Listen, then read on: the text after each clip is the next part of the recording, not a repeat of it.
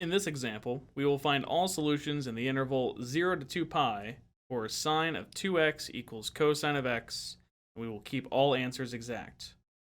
Note here that the solutions we are going to be finding are between 0 and 2 pi specifically, which means we do not want a full infinite set as our final answer. However, I am going to solve for the full infinite set of solutions and then use that to come up with the singular solutions we would need between 0 and 2 pi. Starting off here, I have sine of 2x is equal to cosine of x. In this case, we have two different trigonometric functions. So my first thing that I want to do is try to use an identity of some sort that can allow me to replace one of these functions, hopefully in terms of the other. Well, on the right side, I only have cosine of x, and there's not really much I can do with that. However, on the left side there, I see sine of 2x. That I should be able to do something with, because sine of 2x, I should be able to apply a double angle identity. We have the double angle identity, sine of 2x is equal to 2 times sine of x times cosine of x. Which means I should be able to replace sine of 2x in my equation with the expression 2 times sine of x times cosine of x. Let's go ahead and do that. 2 times sine of x times cosine of x is equal to cosine of x.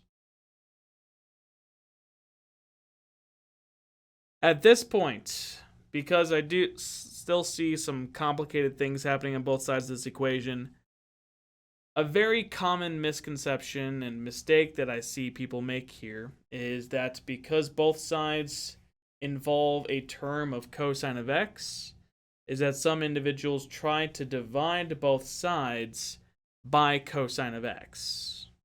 Divide the right side by cosine of x and the left side by cosine of x because they have that term in common. However, when working with trigonometric functions or functions at all, and you're trying to solve for equations, never divide by a function, as that can very easily lose solutions. And if we do happen to divide by cosine of x there, we are going to lose solutions that we'd be looking for. Instead, if you're ever tempted to do that, try moving one term over to the other side in another way. For example, let's say if I subtract cosine of x on both sides of this equation. If I subtract cosine of x, I could instead write this as 2 sine of x cosine of x minus cosine of x is now equal to 0. And now that I have both terms on the same side, instead of dividing, you could instead factor that value you wanted to divide. So I can factor the term of cosine of x from both of these, which would give me cosine of x times the quantity 2 sine of x minus what would remain here is 1 equals 0. Now I have two things multiplied. I have two terms multiplied that equals 0. When you have something like that, specifically when it equals 0, that means that you can set both of these terms equal to 0, as those are both solutions. Where cosine of x equals 0, as well as 2 sine of x minus 1 equals 0.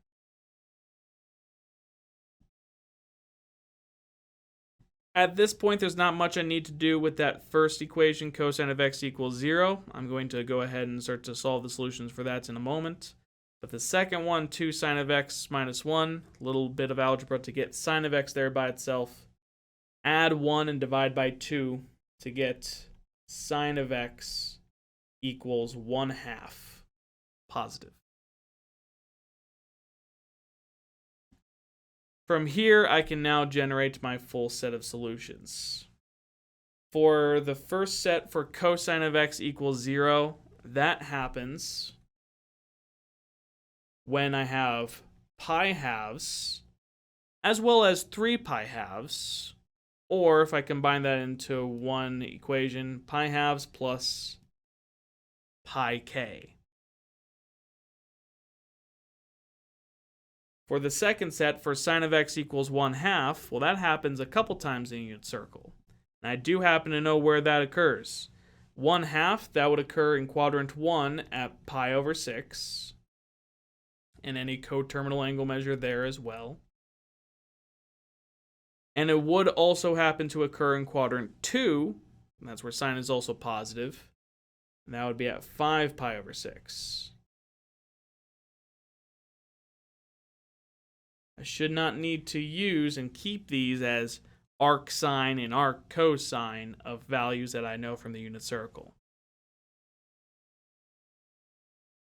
This would be the full infinite solution set. Now that's not my final answer because that can only help me generate the answers that I need.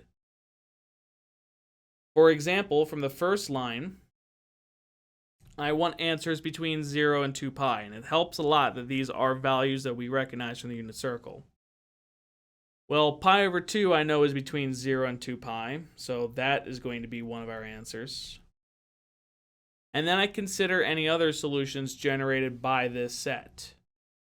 Pi halves plus pi k can also generate, if you add pi to pi halves, you get 3 pi halves, or 3 pi over 2. And that's between 0 and 2 pi, so that would work as well. If I triadded pi again, I would get 5 pi over 2, and that is not between 0 and 2 pi. So that one is not going to work. So no more solutions from that first set. For the second set, pi 6 plus 2 pi k, well, pi 6 is between 0 and 2 pi, so that'll work. But if I add 2 pi to that, that's going to go too far. So no more answers from there. And lastly, we have 5 pi 6 plus 2 pi k. 5 pi 6 we know is between 0 and 2 pi. And if we add 2 pi to that, that's going to go too far. So these are going to be our final answers.